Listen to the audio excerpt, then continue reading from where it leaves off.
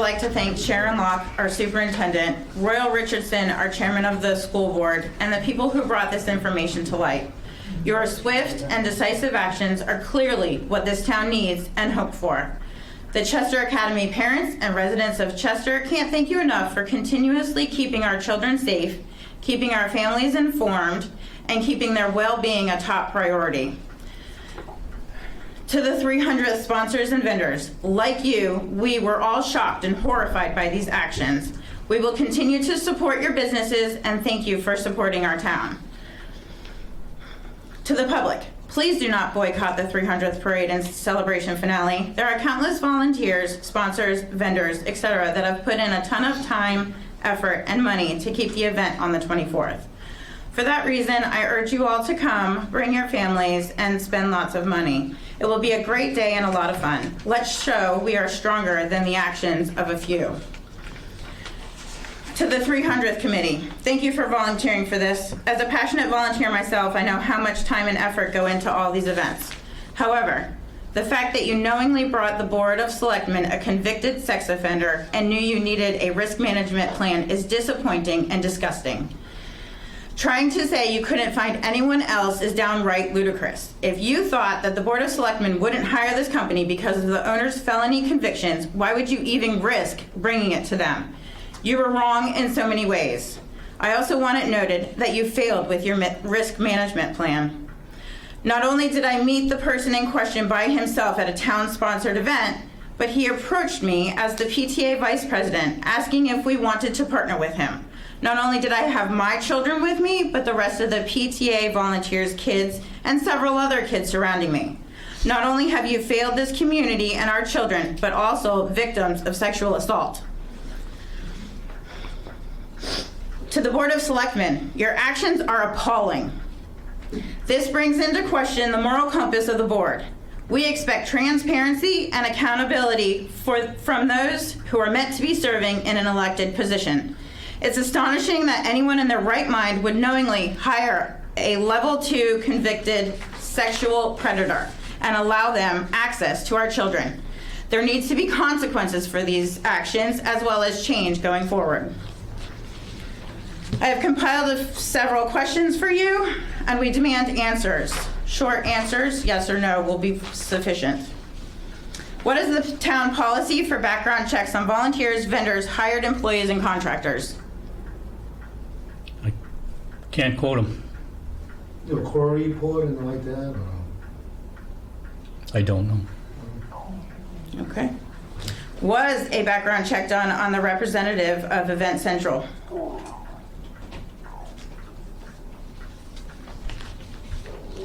Not by the police. Don't know. Did the record of what happened, or was his word just good enough for you?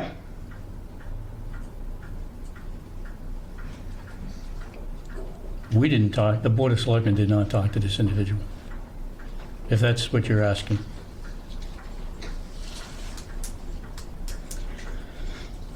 So there was no background check or vetting done of this individual? There was vetting done by the 300th as well as the board and discussions around it. Yes, there were. But they brought it to you, is that correct? They brought it to us. They brought it to our attention. So, in fact, you knew about his arrest record and convictions before you hired him? Before he was hired, the 300th anniversary came to us. They knew that, and they presented that to us. So Yes. the answer would be yes. Yes. When was it determined a risk management plan needed to be in place? When they brought it to us and told us what they would do. So 2 years ago, Yes. Before he was hired. before he was Before hired. the company was hired. What was this risk management plan? I don't know the specifics. Who decided that the risk management plan was sufficient?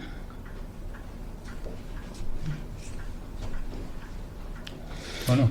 Who was responsible for making sure the risk management plan was followed? It would have been the committee. Okay, at least there's one answer. Who determined it was not in your best interest to disclose this information to the public? No. No one? No one determined. No one- That we didn't have the discussion. Oh, so that's not what's talked about when you do go to non-public and then seal them indefinitely? I don't understand the question. Yeah. At any point during the Board of Selectmen and our 300th committee vetting of this company, and ultimately the person, did the Board of Selectmen contact our town attorney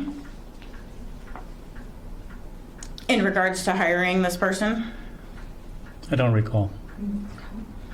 Did anyone from the Board of Selectmen contact Primex, the insurance company, for liability concerns or issues? I don't know. Who ultimately hired Event Central? It would have been hired by the town. So that would be the Board of Selectmen? As a representative of the town, yes. Was it a unanimous decision to hire him? I don't recall. Did anyone consider limiting Event Central and this person's interactions with people prior to our superintendent's request?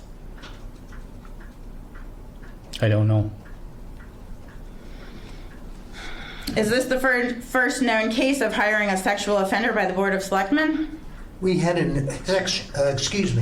we had a sexual offender. It was brought up before that we hired one to do a roof. Before that, we had a sexual offender, okay, that actually worked for us in the police department. Okay, and we took care of that. So the answer would be yes. The answer would be yes on what? No, I'm sorry, I misspoke. The answer would be no, that this is not the first known case of hiring a sexual offender by the Board of Selectmen. Not as far as I know, and I've been on the board for a few years, and I can tell you that I have not voted for it, yes. So this was not a unanimous decision to hire this person that we're talking about? What's done in non-public is not for public view. So then, shouldn't I can't that be tell you- unsealed? That I was don't 2 have years the- ago. I don't have the paperwork in front of me, ma'am. I Okay. can't tell you what the vote was. I don't remember the vote. Well, why don't we unseal the minutes then? Request it. Feel I'm free. requesting it now. No, a written paper to request. That's fine, I will go down to I Liz's office recognize the tomorrow. town clerk for a minute here. Can I take- Just a So point of we order. did give you the non-public minutes. Liz, just. Sorry, Liz Lufkin. I don't know if I'm just Liz Lufkin, 39 Chester Street, or town clerk at this point, but we gave you the non-publics because we've had several 91A requests. You took them home for a year. No, I didn't. Yes, you did. No, I didn't. And I In fact, sent- I worked on a lot of them here, and I closed the door. What you don't know, don't talk about. Number one. There's no Number, need to get excuse drunk. me. Oh, I'm used Let to me this. finish, This please. is All normal. right, this is. And number two, you seem to be all knowledgeable about this, but I will say, you laugh, feel free. Because you're I think I lying. got accused on the smirk. All right, we are Okay, going down a excuse pathway me, here. I'm I'd trying like to finish. explain about the non-publics. The non-publics, there's a board of 5 people. Correct. I worked on some of them, and this particular issue never came up in any that I've reviewed. I do not have the non-publics. Because I made you return them here. Oh, you didn't make All right, me return. this is beyond hate the to discussion we're having with this one. This needs to be discussed. This Liz, is you part got of a the swelled problem. head. No. Okay, All right, because you don't make me do anything. All right, that's it. Just keep going. That's Keep enough. going. This is- That's I will enough. keep Please, going. please, that's enough. You know what? I'm I just think trying I'm gonna to leave. explain about the non-public. You guys have to unseal them as a group. We know that, yes. But that She has did to not request happen. it first, and. We've had several requests. You guys won't open them. No, Yes. I will request them tomorrow. we're just stay focused on this one discussion at this point. If you want to request this one, it hasn't been requested yet, please request it in writing. I will do so. What is the communication plan going forward for a similar situation in the future? I think that that was part of the discussion I started off with, that we need to look at our procedures and policies for subcontractors, not only for the town, but also the school, to make sure that that doesn't happen, and it probably routinely has not happened as a review process, and we need to really look at that lessons learned. Okay. Are the Board of Selectmen and town committees required to do ethics training regularly? Not to my knowledge. Okay, so maybe we need to consider that as well. Yeah, put that, if you wanted to, just any of the comments or any suggestions you have, please forward them on to us. Will do. Thank you.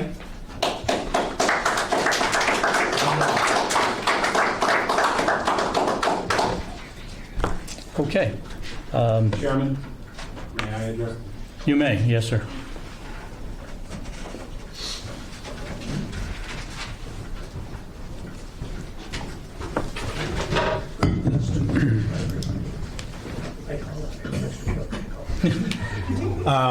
Just introduce yourself. Yeah.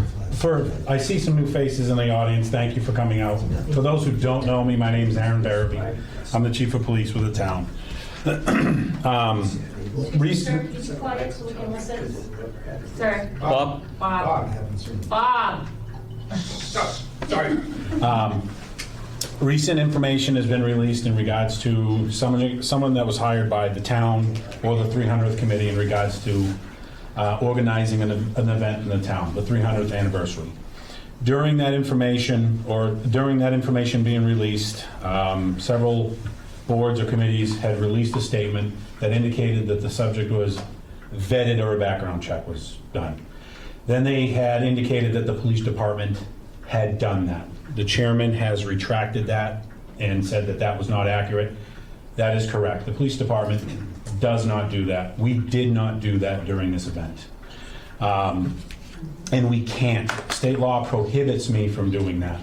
The only time I can run a background check on anyone is if it's for a law enforcement position or a lawful law enforcement purpose, criminal investigations, things of that nature.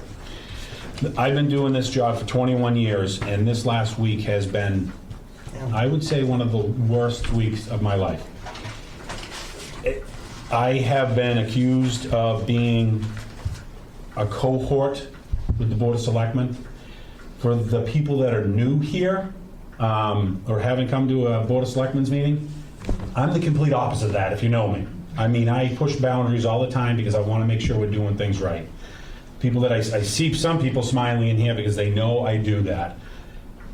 It is what it is. I do the best I can. The information that was released was absolutely inaccurate and painted a bad picture on me, which was brutal. The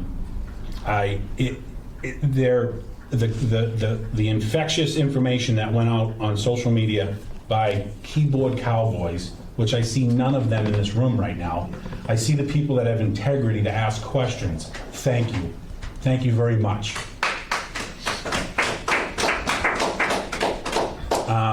As history dictates, if anyone knows me, I'm very, very aggressive in regards to providing safe environment for the children of this town.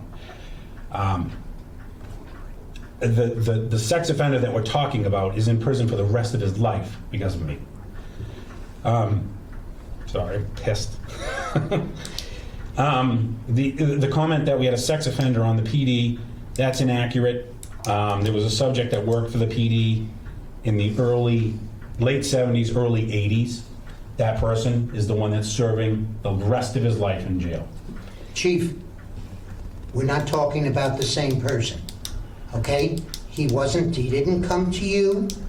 It came in front of the board. I've been sitting here before you came on board, and I wasn't referring to that particular individual. I was referring to someone else, and you might remember the incident happening up at Deerfield Fair.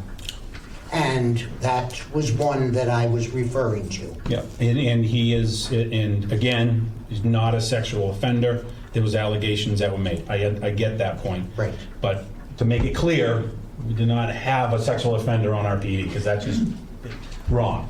I want to make sure that's clear. You know, I am very aggressive towards that. Our priority as a police department puts the community first, especially our children. Again, the information was wrong. Thank you for being here. Thank you for supporting us and listening to the truth. That's all I ask. Chief, can I ask you a quick question? No. You're fine. Did any of the board members or all of the board ask you a hypothetical without giving you any details? I get hypotheticals on a regular basis from the board. The only thing I can do is answer them in a legal law enforcement fashion. So if there is something hypothetical in regards to a sex offender or a person that has a DWI or something like that, I have to take the information and give them the law enforcement aspect of it. If there's a violation here, we get involved. If there's no violation, it has nothing to do with us. Okay. So it has to fall under criminal, it has to fall under a criminal offense for us to get involved. Gotcha. Awesome. Thank you. Anyone else have any other questions? That's my job. Sorry, I took it and ran with it.